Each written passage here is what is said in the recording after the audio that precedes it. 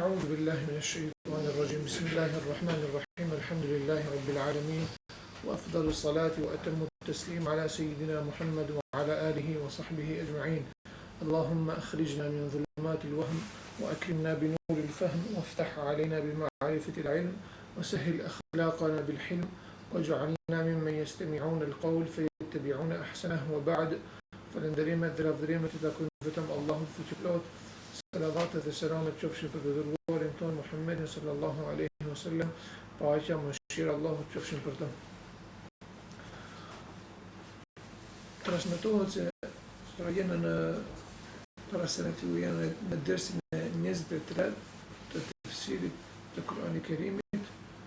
Kemi arritur të fjala Allahu xhalla shanuhu ku thot ya ayyuhalladhina amanu la taqulu ra'ina wa qulu انظurna wasma'u wa lil kafirin adhabun alim. Ajeti 104. Transmetohet se pejgamberi sallallahu alaihi wasallam kur I ka këshilluar disa nga shokët e tij më shumë gjasa që ato të kishin qenë prej njerëzve të cilët nuk kanë qenë fort me civilizimin, pra prej beduinëve. Pejgamberi sallallahu alaihi wasallam duke u ligjëruar apo duke I mësuar ato kanë përdorur një shprehje ra'ina. Ra'ina. Fjala ra'ina do të thotë kujdesu për ne. Do të thonë vjen ra'i I thonë edhe çobanit, nga sa I kujdeset për diçka.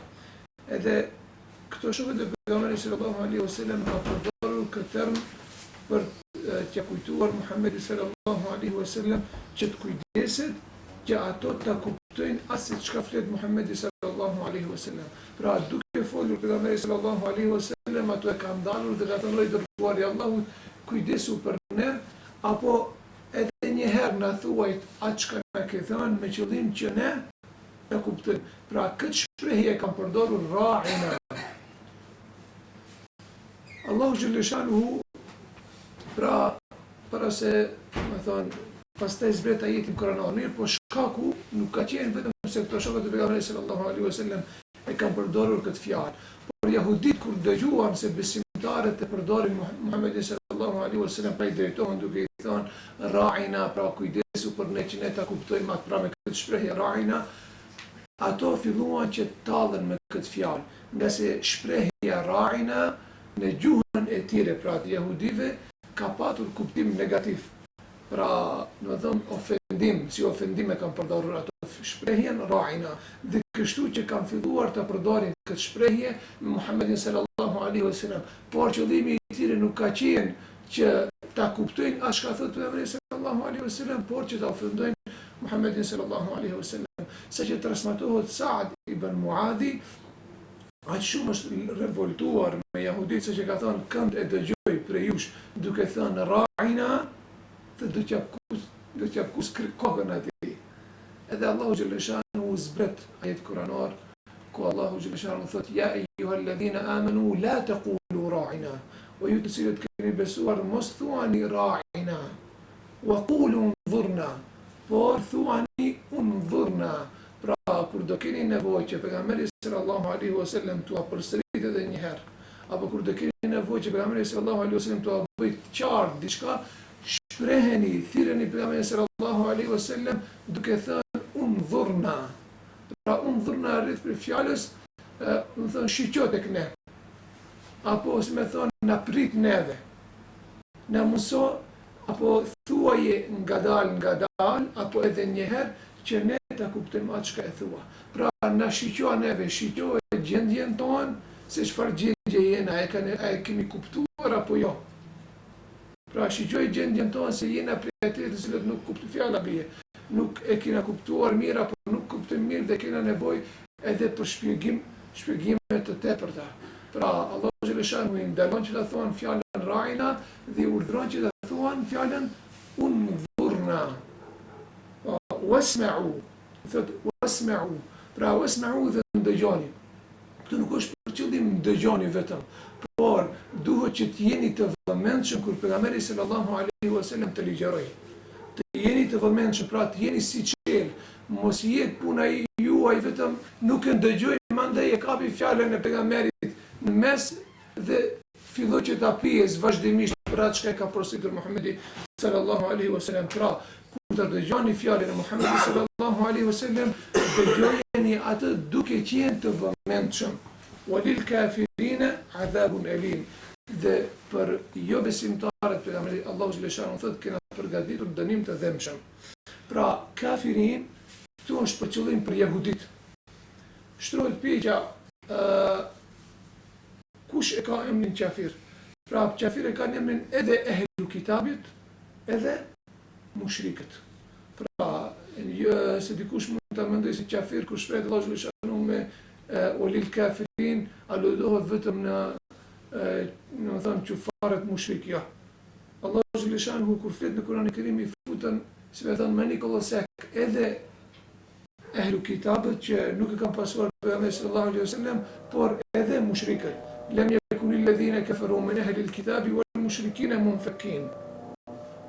Pra, walil kafirina adhabun alim, dhe ndaj atyre të cilët tallen me pejgamberin sallallahu alaihi wasallam, e që tallja me pejgamberin e Allahut, pra kur të flet direkt pejgamberi Allahu xhaleshanuhu çon deri në qufër dhe është qufër. Pra për këtë lloj qufri apo për qafirat të cilët nuk janë të kujdesshëm me pejgamberin sallallahu alaihi wasallam, në këtë rast jehudit ka dënim të dhëmshëm. Vazhdon ajeti Kur'anor Allahu xhaleshanuhu thotë ma yawaddu alladhina kafaru min ahli alkitab. ما يود الذين كفروا من أهل الكتاب ولا المشركين أن ينزل عليكم من خير من ربكم والله يختص برحمته من يشاء والله ذو الفضل العظيم. Pra pasi që Allahu xhaleshanu neve na tregoi për realitetin e jehudive dhe realitetin e mushrikëve dhe realitetin e atyre të cilët nuk kanë besuar Allahun xhaleshanu, neve na sqaron se si duhet të jetë raporti jonë me të. Çfarë thotë? Apo neve na tërheq vëmendjen që të jemi të kujdesshëm prej tyre. Çfarë thotë Allahu xhaleshanu? Thotë ma yawaddu alladhina kafaru min ahli alkitab wala almushrikina an yunazzala alaykum min khairin min rabbikum. Thotë nuk dëshirojnë as ehli kitabit, as mushrikët, an yunazzala alaykum, që juve të zbret diçka e mirë prej Zotit tuaj, pra shpallje. Diçka e mirë Allahu xhaleshanu thotë min khair, thotë qoftë edhe një e mirë të zbret juve për Allahu xhaleshanu, këtë gjë nuk e dëshirojnë ehli kitabi, pra ato të cilët nuk janë besimtar. Nuk e dëshirojnë as mushrikët për ju. Pra çdo e mirë që ju zbret juve, ato u xhelozojnë për atë të mirë. Dhe dëshirojnë që ajo e mirë që mos jetë në ju.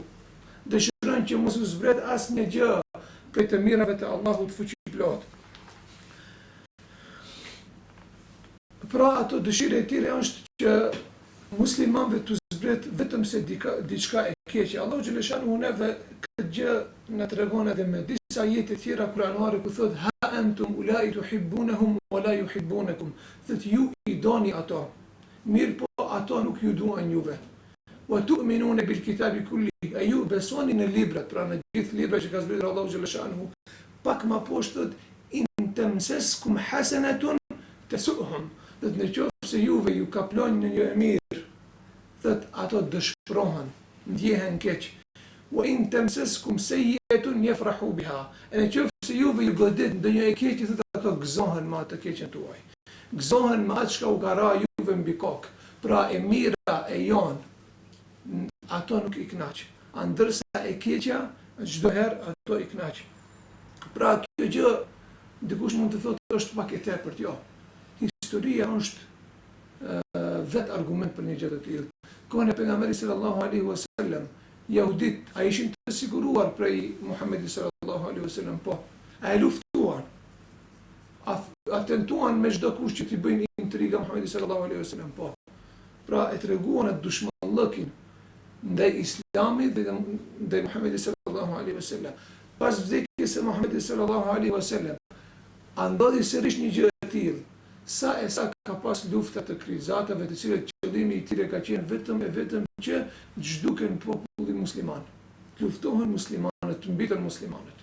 Pra çdo herë ka pas dhe vazhdon që të ketë. Me të vërtet, vazhdon që të ketë. Dikush mund thotë ka patur ky realitet ka qenë në të kaluar, ndërsa në kohën e sotit nuk është realitet. Jo. E njëjta gjë është ka qenë edhe në kohën e kaluar, por e njëjta gjë është edhe në kohën e sotit. Nga se shtytësi kryesor për të dashur dikën është bindja. Në qoftë se të bashkon bindja me dikën, ti e duash atë. E në qoftë se nuk të bashkon bindja, atëherë nuk e don. Pra kjo është i njeriu normal.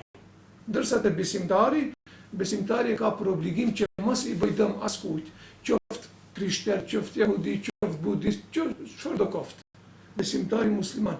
Ndërsa të tjerët të cilët kanë bindje jo islame, ato çdo herë kanë dëshirë që mos e shohin mirë muslimanin. Çdo herë kanë dëshirë që ta shtypin muslimanin. Çfarë ndodhi me Palestinën? Dihet. Ato i pruan jehudit pra mes Palestinës, muslimanët u treguan pra, do të thënë, se janë mirëpritës, i pritën ata dhe erdh puna deri në atë drejtë sa që ato misafirët të nxjerrin të zotet e shtëpisë për shtëpive të tjera. Edhe në kohën e sotit, pra kjo ndoshta pak është e kaluar, kohë e kaluar, por ende vazhdon ajo armiqësi. Shtetet perëndimore janë me këtë politikë, pra çdo herë i ndihmojnë Izraelit që t'i vrasë palestinezët. Çdo herë. Jo vetëm në kaq, por luftat që ndodhen në kohën e fundit në Libi, në Siri, në gjitha vendet arabe, nga kush u sponsoruan? Dihet se u sponsoruan nga jo besimtarët, po dikush mund thotë kjo ka qenë për të mirën e besimtarëve. Asnjëherë nuk është e mundur një gjë e tillë. Në qoftë se të ndihmon një jo besimtar, në qoftë se të ndihmon dhe një jo besimtar, ai atëherë ka qëllim të keq. Siç është rasti me Libin, Libia u nda në 3 pjesë, jo në 3 pjesë, por kujt i teket atje, e merr pushkën edhe lufton, formon shtetin e vet, kabilën e vet, e kështu me radhë, lufton të tjerët pra të llovije e madhe. I arritën qëllimit atje, i arritën qëllimit edhe në vende tjera. Pra çdo herë muslimani, veçanërisht kohën e fundit mashtrohet, tenton që me çdo kusht ndihmohet prej kujt apo me kënd me armikun e vetvetes së tij. Pra deri dje ka qenë armiku jot, sot u bë miku jot. A mundet një gjë e tillë? Ai deri sot edhe sot vazhdon që ta luftoj vllaun tënd në Palestinë, ti çfarë thua? Unë do ndihmohem me dushmanin e vllaut tënd. A mundet ndodh një gjë e tillë? A mundet që dushmani i vllaut tënd të ta doj të mirën tënde? Asnjëherë nuk mund ndodh një gjë e tillë. Pra Allahu xhaleshanu këtë gjë thotë: "Ma yawaddu alladhina kafaru min ahli al-kitab." Ato nuk dëshirojnë asnjë mirë të zbres prej Zotit tuaj juve. Asnjë mirë, qoftë edhe një e mirë. Wallahu yahtassu bi rahmatihi man yasha. That Allahu xhaleshanu e veçon këtë don me mëshirën e tij. Pra xhelozia e tyre nuk mund që jetë shkaktar që t'u alargon juve mëshirën e Allahut fuqiplot. Pra kënd Allahu xhaleshanu e veçon me mëshirën e tij, e veçon atë person i cili ja ka dhënë besën Allahu xhaleshanu dhe është i sinqert në besatimin që ja ka dhënë Allahu fuqiplot. Wallahu dhul fadli al-azim. Dhe me të vërtet Allahu xhaleshanu është Zot i mirësisë së madhe. Ma nansakh min aya. Vazhdon Allahu xhaleshanu thotë ma nansakh min aya. Të tregojmë shkakun e zbritjes së këtij ajetit. Në kohën e pejgamberit sallallahu alaihi wasallam dihet dhe Allahu xhaleshanu duke zbritur Kur'anin e Kerimin ka ndodhur në disa raste që Allahu xhaleshanu ka zbritur një dispozit. Pra dhe ma dispozit, ma të rregull është vepruar për një kohë të caktuar dhe pas një kohe Allahu xhaleshanu ka zbritur një ajet tjetër kuranor dhe është anuluar ajo dispozita e mëparshme. Është anuluar. Edhe çfarë bën? Jehudit tentuan që ta shfrytëzojnë këtë rast dhe të futin dyshim në zemrat e muslimanëve. Çfarë thanë jehudit? Jehudit thotë, çfarë është puna e Muhamedit? Thotë, dje i urdhëroi njerëzit me tjetër çka, ndërsa sot i ndalon prej asaj vepre. Thotë, si duket ai, këto urdhët i bie prej vetes së tij. E këto nuk kanë të bëjnë asgjë me shpalljen nga Allahu xhaleshanu. Allahu xhaleshanu zbrit ajetin kuranor ku thotë ma nansakh min ayatin aw nunsiha na'ti bi khairin minha aw mithliha. Pra vjen Allahu xhaleshanu i kundërshton jehudit për dy gjëra. Gjëja e parë është u vërteton atyre se i dërguari Allahut fuqiplot është besniku i cili është besnik ndaj shpalljes së Allahut xhaleshanu. Ai nuk flet asgjë jashtë asaj për atë gjë të jetë urdhëruar prej anës së Allahut xhaleshanu. Nuk mund që ta urdhëron popullin e vet për diçka apo ta ndalon për diçka derisa Allahu xhaleshanu nuk e ka urdhëruar për një gjë të tillë, apo nuk mund që ta pezullon, ta anulon një dispozit duke u bazuar vetëm në mendjen e tij. Pra patjetër se një gjë e tillë të jetë zbritur për anës së Allahu xhaleshanu thotë ma nansakh min ayah, ne nuk pezullojmë diçka apo nuk largojmë dispozitën e diçkaje au nunsiha, ose nuk e harrojmë, nuk u largojmë prej mendjes tuaj për posi që të vim me diçka e cila është më e mirë se ajo, apo e cila është e njëjtë në mirësi me atë çka është pezulluar. Njashtu, gjëja tjetër me të cilën ka kundërshtuar Allahu xhaleshanu jam ditë ka qenë se më thënë interesi i besimtarëve ndron prej me një kohë në një kohë tjetër. Pra nuk është çdo herë interesi i njëjtë i besimtarëve.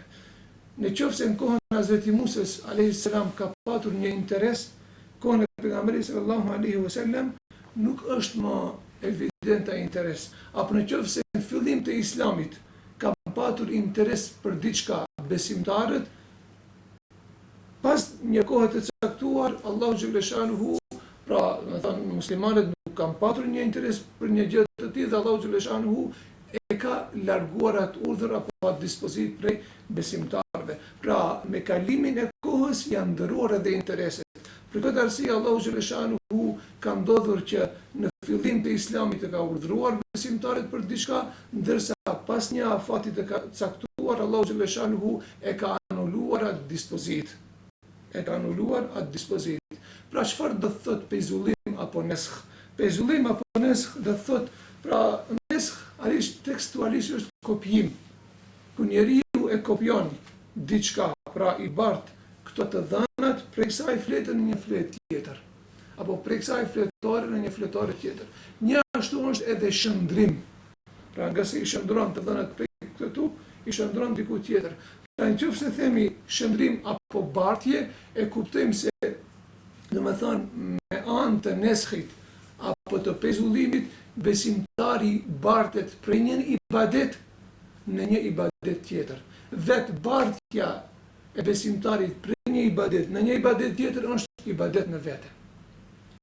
Pra bartja e urdhnit apo e besimtarëve prej një ibadet në një ibadet tjetër është vetë ibadet në vete. Në qoftë se Allahu xhaleshanu ka urdhëruar në fillim të Islamit mos veprohet diçka apo e ka lënë të lirë, dhe në fund para se me ndruar jetë pejgamberit sallallahu alaihi wasallam ka urdhëruar që ajo çka ka qenë lejuar të ndalohet. Pra kur bartën muslimanët prej kësaj lejesës në urdhëresë apo në ndalesë, atëherë kjo llogaritet si ibadet në vete. Llogaritet si ibadet në vete. A kanë argument tjetër, se ka njerëz të cilët e kundërshtojnë. Kush e kundërshton? E kundërshtojnë pezullimin jehudit, ndërsa besimtarët nuk e kundërshtojnë një gjë të tillë. Pra, gjithë besimtarët në përjashtim të disa modernistave të cilët nuk kanë mendime të tjera, nuk ka të bëjë me Islamin, pra ato e kundërshtojnë gjë të tillë, ndërsa dietarët musliman, do thonë ashtu siç ka thënë Allahu xhaleshanu, ashtu edhe ato e thonë. Ka edhe ajete të tjera të cilët e vërtetojnë pezullimin apo neskhin. Allahu xhaleshanu në ajet tjetër kuranor thotë: "Wa idha baddalna ayatan makana ayah." Dhe ne ndodh që të zaventësojmë një ajet me një ajet tjetër. Pra një dispozit me një dispozit tjetër. Njashtu Allahu xhaleshanu me ajet tjetër kuranor thotë: "Yamhu Allahu ma yasha'u wa yuthbit." Allahu xhaleshanu shlien diçka dhe forcon diçka tjetër. Pra, çfarë don shlien, çfarë don forcon. Cilin urdhër të doj Allahu xhaleshanu e largon, ndërsa cilin urdhër të doj e lën që të jetë ende deri në ditën e Kiametit. umetit, një ashtu besimtarët të cilët besojnë në profecinë e Muhamedit sallallahu alaihi wasallam. Ne gjithë e dim se vetëm fakti kur e besojmë profecinë e Muhamedit sallallahu alaihi wasallam, ne kena besuar në pejzullim, nga se nubuveti apo shpallja e Muhamedit sallallahu alaihi wasallam është pejzullim i shpalljeve, i dispozitave që kanë ardhur para Muhammedit sallallahu alaihi wasallam. Vetëm një gjë duhet ta kena parasysh. Cila gjë nuk mundet që të pezullohet asnjëherë. Pra flasim për në kohën e shpalljes, se tash nuk ka të bëjë me pezullimi.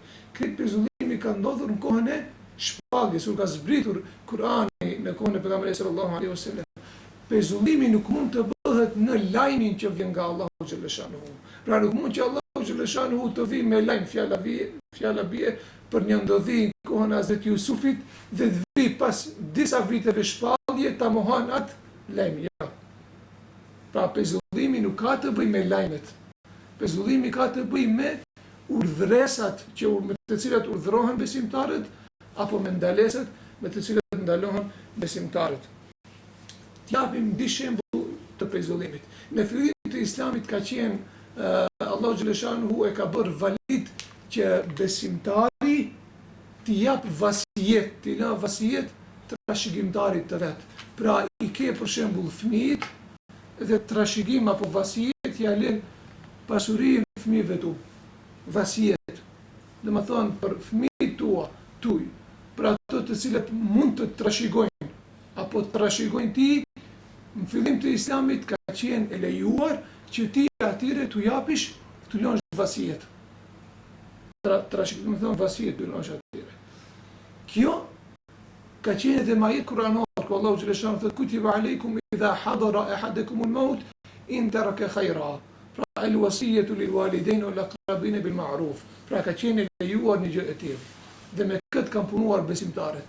Pas kësaj Allahu xhallahu shanuhu i zbret ajetet e mirathit, e trashëgimisë.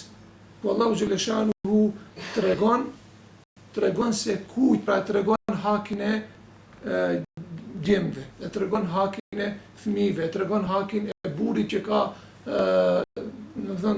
tek gruaja e saj apo gruaja që ka tek burri pas vdekjes, e tregon hakun e vllaut, e tregon hakun e motrës e kështu me radhë. Pasi që zbresin këto dispozita, atëherë pezullohet dispozita e vasijetit. Edhe pejgamberi sallallahu alaihi wasallam thot la wasiyata lil warith. Nuk ka trashëgimi, nuk ka vasijet për trashëgimtarët. Pra nuk ka vasijet për trashëgimtarët. Një ashtu pezullim ka ndodhur pra në shumë gjëra, por ne do përmendim edhe punën e alkoolit. Pra në fillim të Islamit alkooli ka qenë i lejuar. Mandej Allahu xhallahu shanuhu i ndalon njerëzit që të pinë alkool në kohën e namazit. Pra në kohën e namazit farz i ndalon që të pinë alkool, thot mos u afroni namazit duke qenë të dehur. Pra edhe alkool edhe namaz nuk mundet. Pra kur të hini në namaz apo kur doni që të hini në namaz, para asaj mos pini alkool. Ndërsa pas namazit ka qenë lejuar. Pas kësaj zbresin ajete kuranore, ku Allahu xhallahu shanuhu thot, pra sigur ajeti kuranor, wadhkur rabbaka fi nafsik, dhe përkujtoje Zotin tënd me veten tënde, pra në mëngjes e mbrëmje, wala takum min al-ghafilin, dhe ti mos u bën prej atyre të cilët janë gafilat, të cilët harrohen pas dunjas, se harrojnë Allahun xhallahu shanuhu krejt. Edhe besimtarët tu kujtua, vallë, në qoftë se ne pim alkohol, a do mund që ta përkujtojmë Allahun mëngjes e mbrëmje? Nuk do mund që ta bëjmë gjë të tillë.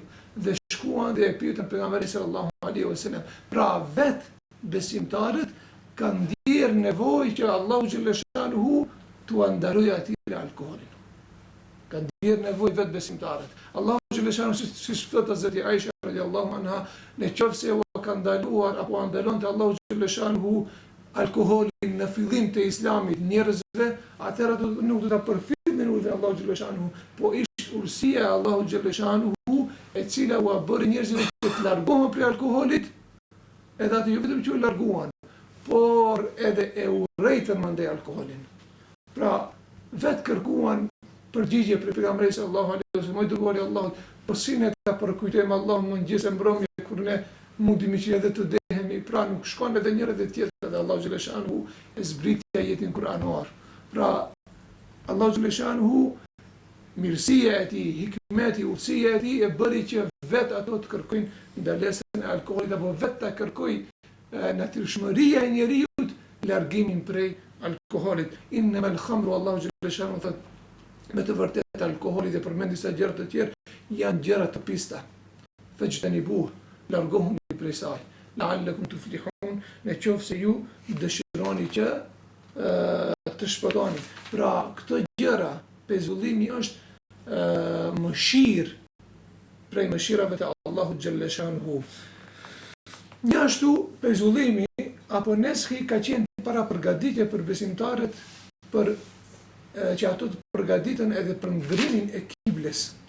Nga se ne dim në fillim të islamit nga janë drejtuar besimtarët, janë drejtuar ka kudusi sherif, pra ka kudusi sherif janë drejtuar për faljen nga të faljes së namazit.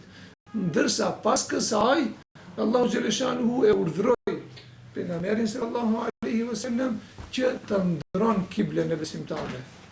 Pra prej kudusit të kthehet në, më thënë, me Mesjidul Haram drejt Mekës për të falur namazin. Pra Allahu xhaleshanhu edhe këtu bëri neskh. Pra e pezulloi atë kiblen e mëparshme dhe e bëri të ditën kibel të besimtarëve. Pra në këtë ka urtësi. Pra urtësia është ja po i takon Allahu xhaleshanhu. Krysh fjalat e alkoolit, se dikush mund ndoshta veçanërisht prej disa grupeve ndëgjon ndonjë fjalë Allahu xhaleshanhu kur thotë fajtanibuh. Këtë fjalën fajtanibuh, ato thonë se vjen prej fjalës gjemb, pra da'uhu ala janibikum, vinja anësh tuaj. Pra anësh. Vinja alkooli, një largohuni prej alkoolit. Pra ka nxjerr ndonjë kuptim i cili nuk është, do thënë, i dëshiruar për anës se Allahu xhaleshanhu ai kuptim. Pra dihet se kjo mënyrë e nxjerrjeve të argumenteve është tallje me librin apo me fjalën e Allahut fuqiplot. Allahu xhaleshanhu apo personi i cili e din arabisht e din se fjala ijtanibuh do thotë largohu prej asaj. Nëse Allahu xhaleshanhu kishte thënë mos e pini alkoolin, atëherë do të kishte lënë hapësirë për njerëzit që të mendojnë se shitja e alkoolit është e lejuar. Bartja e alkoolit është e lejuar, tregtia me alkool është e lejuar, të rish me atë çka bën alkool është e lejuar e kështu me radhë. Jo, Allahu xhaleshanhu nuk tha mo e pini, tha largohuni prej asaj. Largohuni prej asaj, çfarë tha është gjë e pistë. Mandej në fund të ajetit që thotë fehel antum muntahun, a do ta ndaloni një gjë të tillë? Allahu xhaleshanhu thotë. Pra për alkoolin dhe për gjërat tjera që i përmendet ka ajet kuranor. Kur besimtarët e ndëgjuan këtë fjalë të Allahu xhaleshanhu fehel antum muntahun, ato jo vetëm që e lanë alkoholin, por transmetohet më njëherë i hudhën. Çka kishin alkohol e hudhën?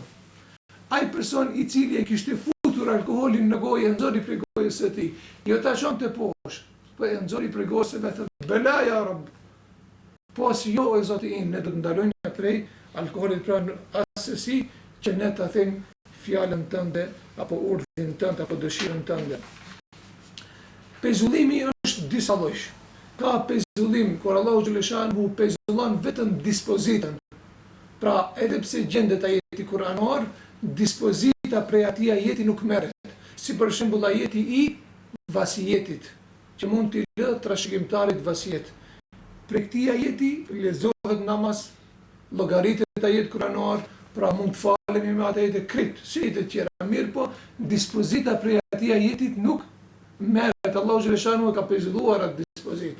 Njashtu kemi pezullim që Allahu xhaleshanhu ka pezulluar edhe tekstin, por edhe dispozitën. Ndërsa kemi pezullim tjetër që Allahu xhaleshanhu tekstin e ka pezulluar, e ka larguar prej Kurani Kerimit, ndërsa dispozita ende është. Si për shembull ajeti i gurzimit deri në vdekje për personin i cili bën zina.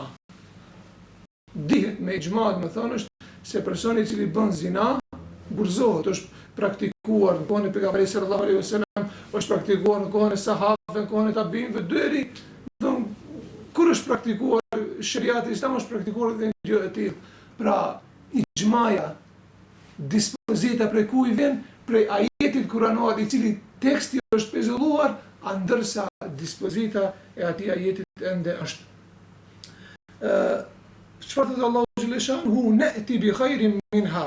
Pra nuk ka mundësi që Allahu të pezullon diçka përposi që të vi me diçka e cila është më herli dhe më shumë në interes të besimtarëve.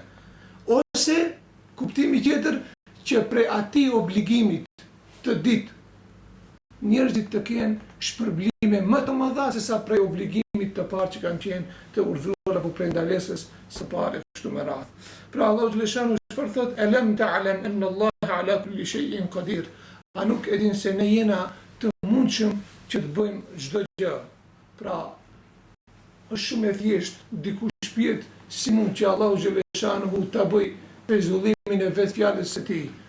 Allahu xhaleshanu është interesante se këto fjalë janë folur prej jahudive, mirë po sot më shumë folën prej disa besimtarëve muslimanë të cilët thirrën në modernizmin e islamit. Pra Allahu xhaleshanu çfarë thotë, nuk e dinë ato.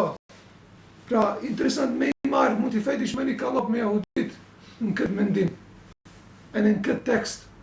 Allahu xhaleshanu i fejtën personat të cilët e mohojnë një gjë të tillë, i fejtën me një grup me jahudit. Pra, një khitab është, ndash për ato, ndash për këto cilët e mohojnë. Pra, nuk e din ai personi i cili thotë se nuk ka nesk, se Allahu është i mundur për çdo gjë, ka pas dëshirë që në fillim të urdhërojë ndërsa tash ndalon. Ti je robi Allahu xhaleshanu. Ti je urdhëruar që të ndëgjosh fjalën e Allahu xhaleshanu, dispozitën e Allahu xhaleshanu. Atëherë çfarë prish punë për ta në qoftë se një herë të ka urdhëruar që ta punosh një vepër, ndërsa pastaj ka urdhëruar apo ta ka ndaluar një gjë të tillë. Pra në qoftë se ti je rob i sjellshëm me Allahun xhaleshanu, atëherë e marrësh fjalën e Allahu xhaleshanu dhe e zbatosh ashtu siç është. Pra i shohim bashkë ato persona kur dalin para hoxhallarëve vetë rrin ulur dhe nuk guxojnë që të pyesin hoxhën, edhe një pyetje gjatë ligjërimit apo pas ligjërimit t'ia parashtrojnë hoxhës. E tha hoxha dhe u sos puna. Ndërsa kur është në pyetje fjala Allahu xhaleshanu, Allahu thotë kështu dhe thonë jo, ndryshe është. Pra njeriu pak të ketë kulturë me Allahun xhaleshanu apo tërbije nuk e thot një gjë të tillë. Vazhdon Allahu xhaleshanu thotë alam ta'lam anna Allaha lahu mulku as-samawati wal ard. A nuk e din se çfarë ka në qiell apo çdo gjë është posedim i Allahu xhaleshanu dhe i askujt tjetër jashtë Allahut fuqiplot.